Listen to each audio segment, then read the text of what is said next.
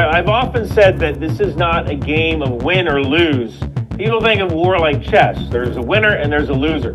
Think of war like divorce.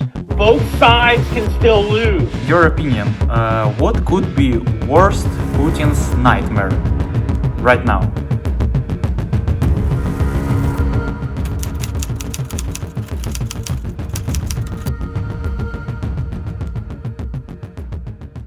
And Ukraine President Volodymyr Zelensky recently reacted to Maduro's abdication and saying that America knows what to do with another dictator hunting Putin.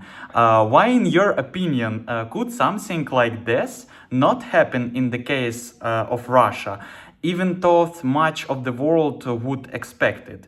Why can't Putin simply be abducted in the same way? Well, the consequences would be a little different.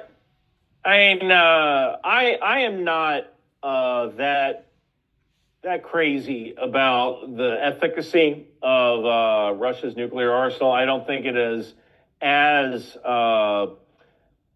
I don't believe Russia's nuclear arsenal is as great as they want people to believe, but even just one nuclear weapon could be a big problem, right? So if the United States went and grabbed Putin in some sort of snatch and grab operation, that could have consequences that are a lot greater than the consequence of going and grabbing some South American dictator. So as much as it is kind of painful to admit, the situation genuinely is different when it comes to Russia, just because they do have nuclear weapons, and we don't want to risk any kind of, I don't want to say escalation. I'm starting to hate that word, but that is kind of the situation there. The other possibility is that that nothing happens, right?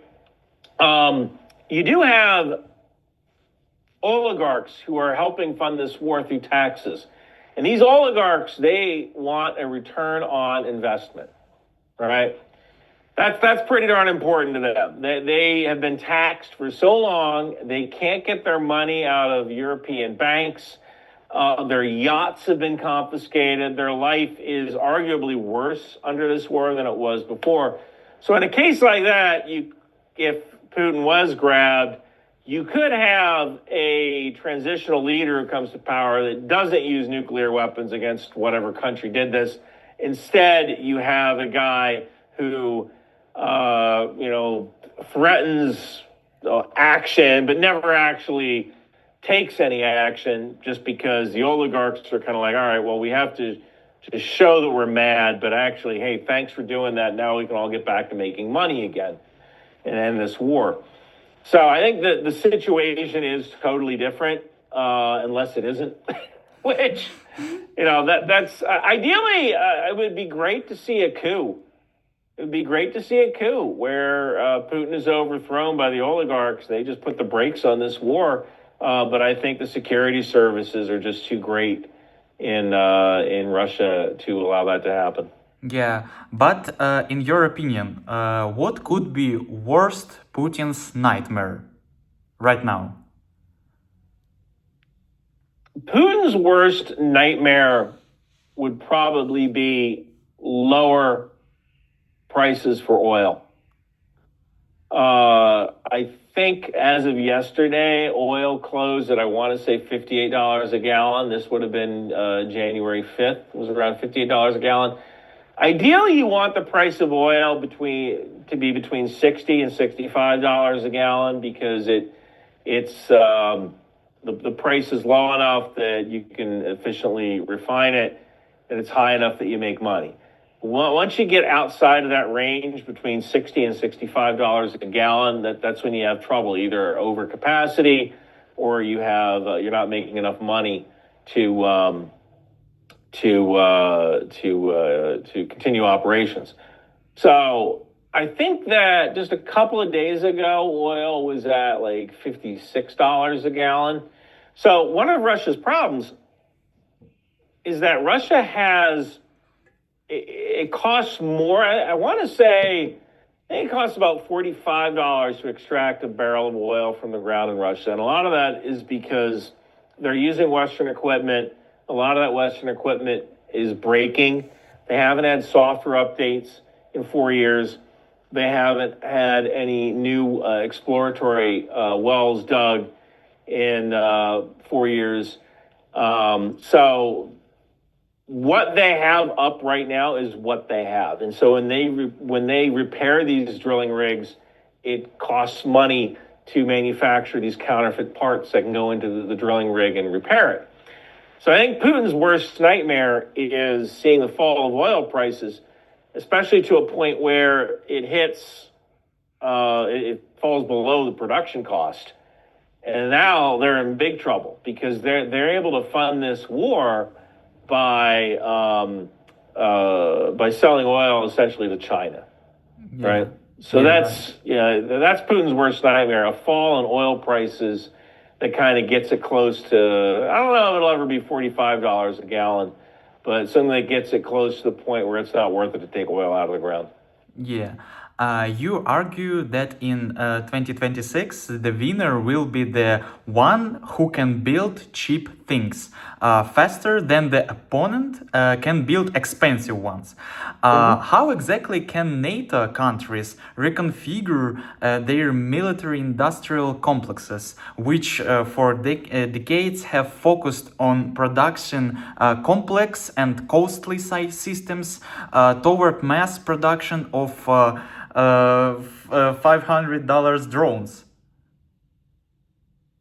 Yeah, I mean, that's an excellent question. I mean, how can they do it? Well, it starts with the motors.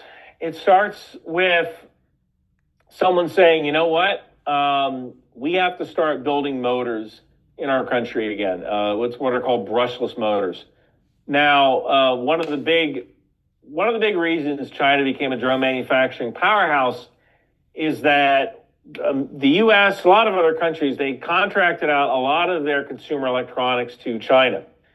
Cordless drills use a brushless motor. CD drives, DVD drives, the CD drives, they use brushless motors. Blenders use brushless motors.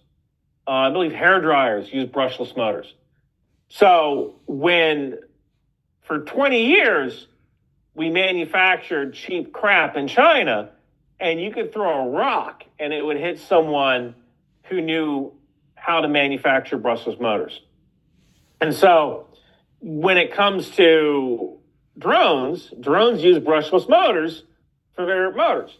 One of the smartest things Ukraine did was they started to manufacture their own brushless motors inside of Ukraine. So that is microcontrollers we can do the chips.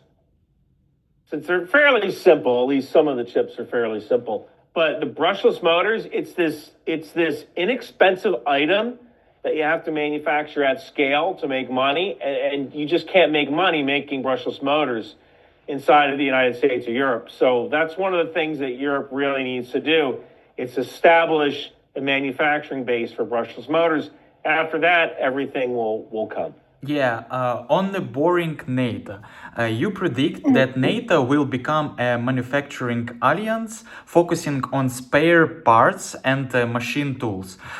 Which European countries, in your view, will be the first to face internal political resistance when attempting to allocate 5% of GDP to defense and factory construction instead of social programs? I could see Germany, because there are far left parties in Germany. Germany and Spain might be the two major countries that have a problem with this. Spain, because from a geopolitical standpoint, from a geographic standpoint, they're basically the furthest NATO country away from Russia until you get to America and Canada, right? So Spain, because of their distance, and then Germany, because they went from one extreme when it came to military power to this other extreme. And maybe both of those things are bad. Maybe they need to be somewhere in the middle, right? Like, don't be invading Poland, but also don't have fewer tanks than Spain, right?